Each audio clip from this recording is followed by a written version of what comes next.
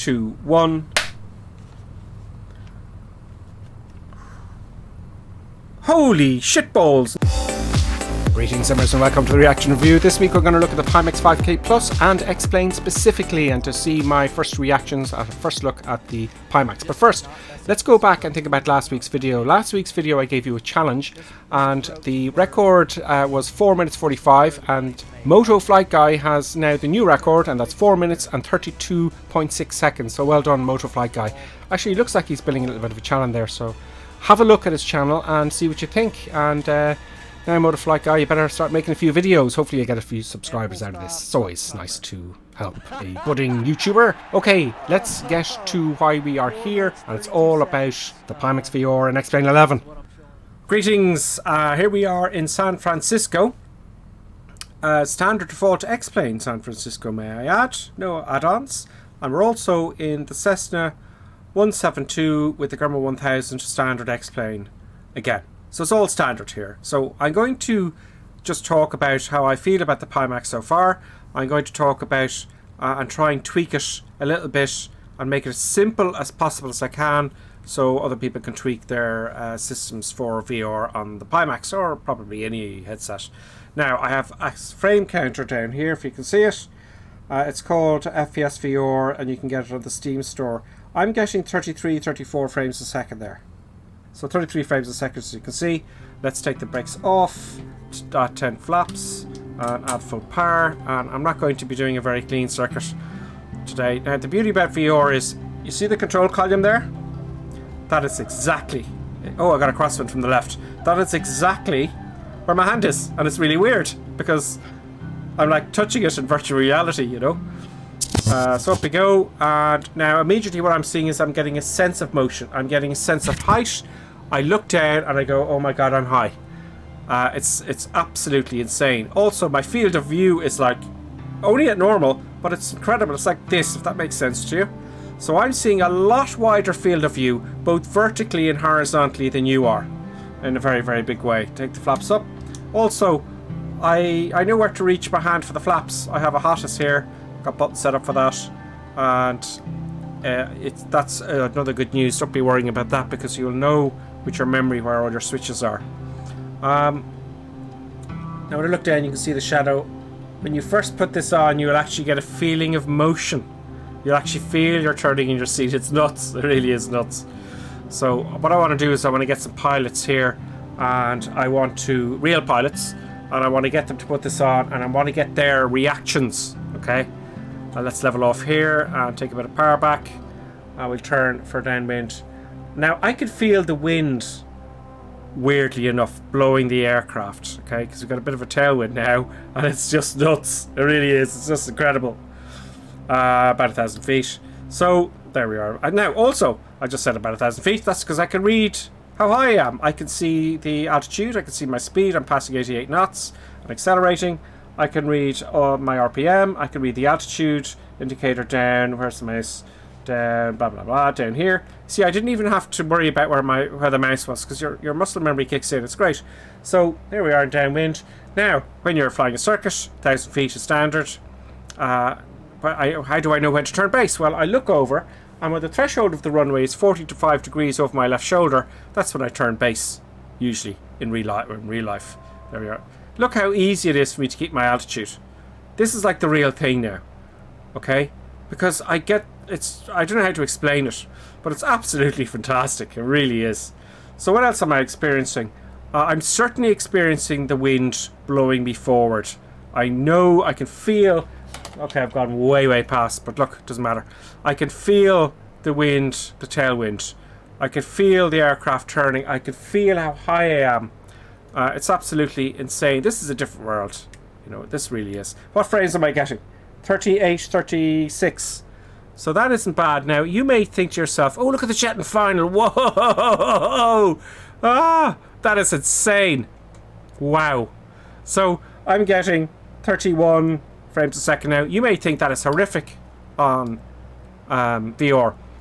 But it's not. They have new technology in Pimax that's just been out for maybe a month or two. And it's something to do with smoothing, rendering. I'd put the real term down below. I just can't get over that jet. I just get such a sense of being in a real airplane. Time up. I'm going to just skip through all that work I did during the week to configure the computer to get more frames per second. I think it was completely unnecessary. I think I got 1 or 2 frames per second, which was really waste of time. But there are 1 or 2 things in PyTool you will need to know. By the way, I haven't overclocked my machine. I haven't overclocked my graphics card or my chip or anything like that. So just in general, I haven't changed anything in the General tab. HMD, I have changed only the render quality to 1.25. I haven't noticed much of a difference. And if everything else I've left as default. Brain warp. There's 2 things in here that are very, very important. The first one is turn on smart smoothing. And apparently what that does is it interpolates between each frame and it gives you the illusion that it's smoother. And it's not just illusion, it is smoother. So if you're running at 30 frames a second, it looks like you're running at 90 frames per second. So I think this is a big improvement in the Pimax VR software, and that was only implemented I think about a month ago. So it really does make a big difference. You don't have to go fiddling around so much with all these other crazy settings.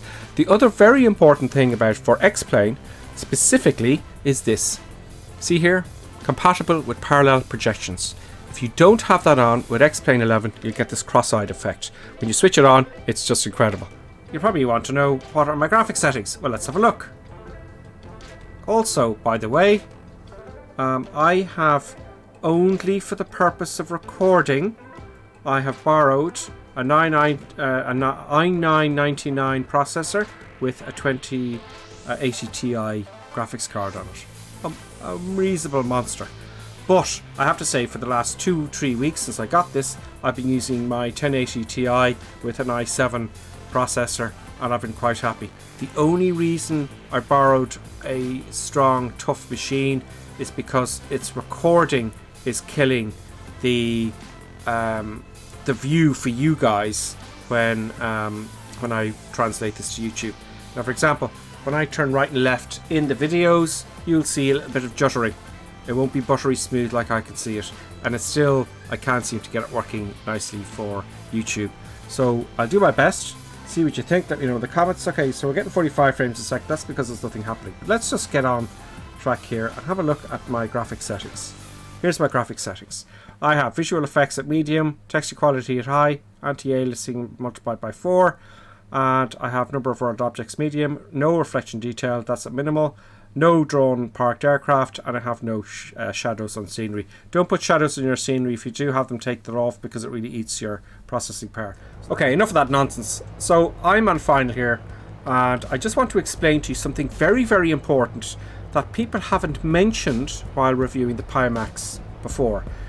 In real flying, okay, your peripheral vision is incredibly important. That's why they test your eye so much. And when you're coming into land at about 20 feet or the height of a double-decker bus, you do what's called a flare.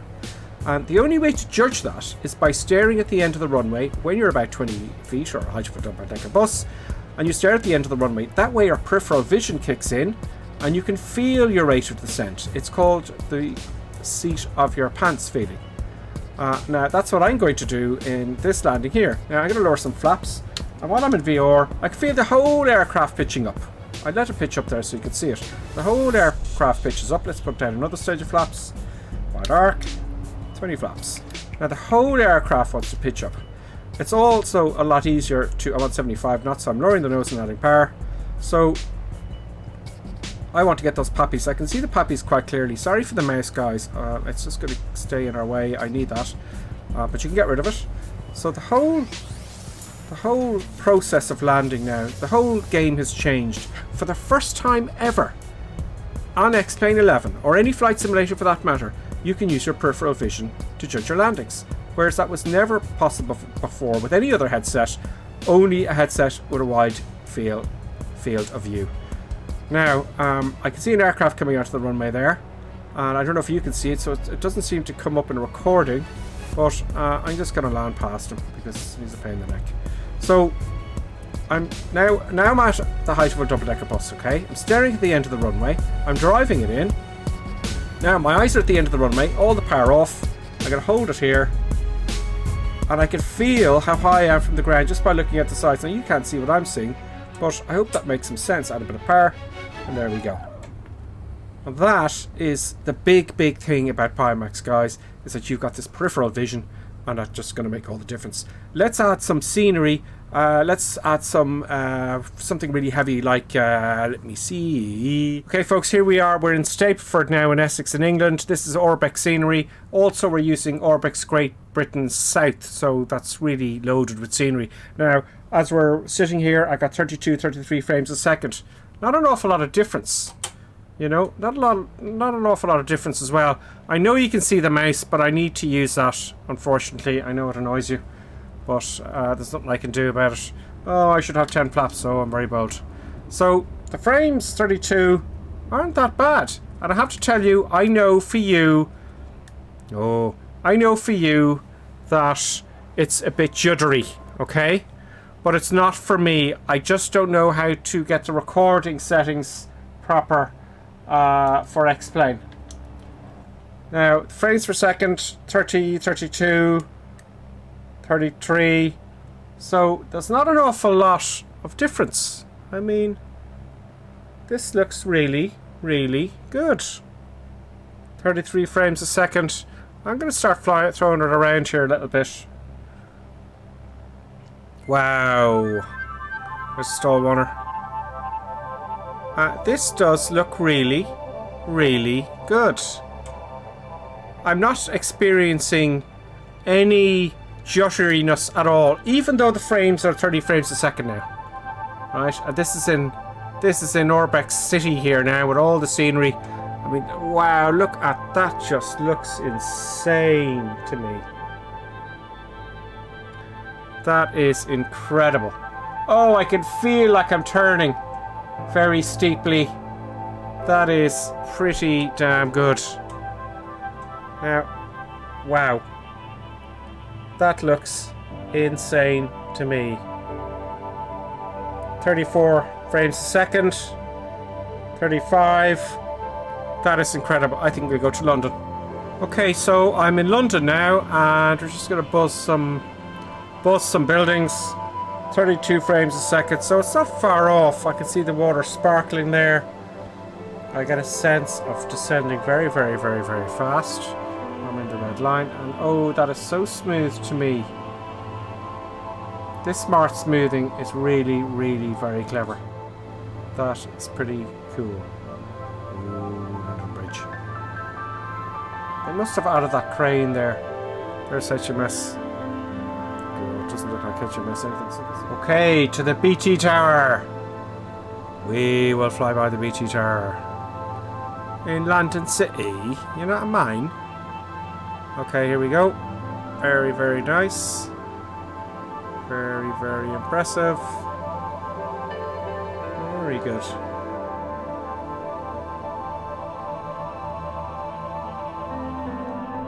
Loads of lights. There we go. That looks much better. Yeah, that's 737-800, alright. Okay, so we're running at 29 frames per second now, and I've added all this scenery, which is a lot, and I'm in New York, so I'm really loading it up here. Now, I've got all the settings. I've got the world objects on medium now, okay? So I think brakes are off, and full power, about 28% maybe. And let's put the control column back here. So, I've 31, 28, so I haven't lost a lot. It's still buttery smooth to me. It really is buttery smooth. Wants to fly already. Let's go. It really is buttery smooth. And I can't wait to see what New York looks like. I'm not an autopilot person particularly. There we go. But this looks absolutely insane. It really does look absolutely magnificent.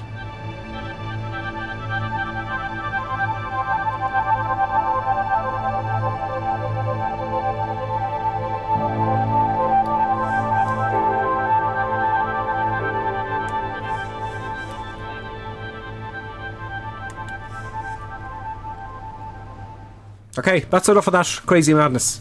Now, what do I think of the Pimax headset? Obviously, I'm quite impressed with it. There are a few little things that I'm just a little bit disappointed about. This faceplate here, do you see that cushion there? That keeps your distance from between your eyes and the big lenses there, okay? I would rather that be a bit thicker. I'd like it a little bit further away from my face. I think it'd be much more comfortable.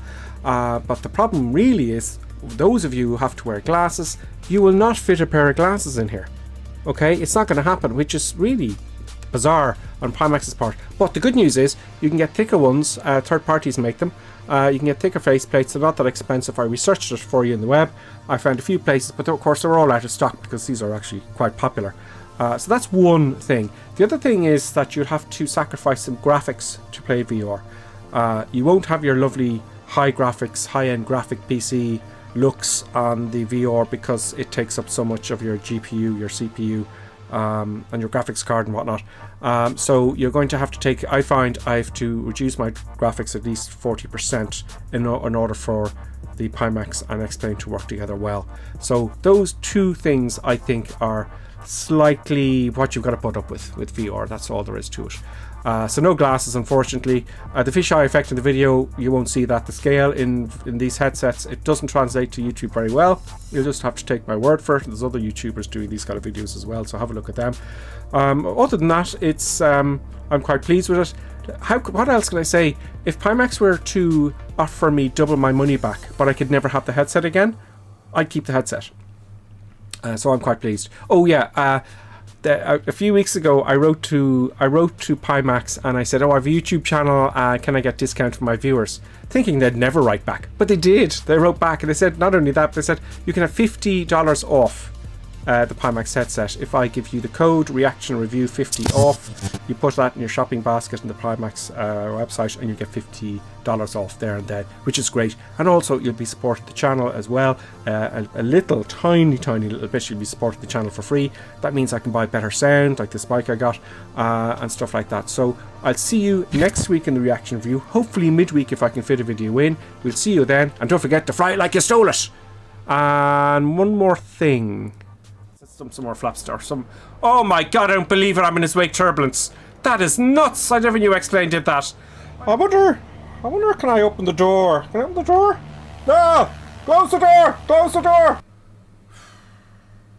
For all I know, there could be some fucking lunatic in the house behind me with a knife about to stab me in the throat and I wouldn't have a clue.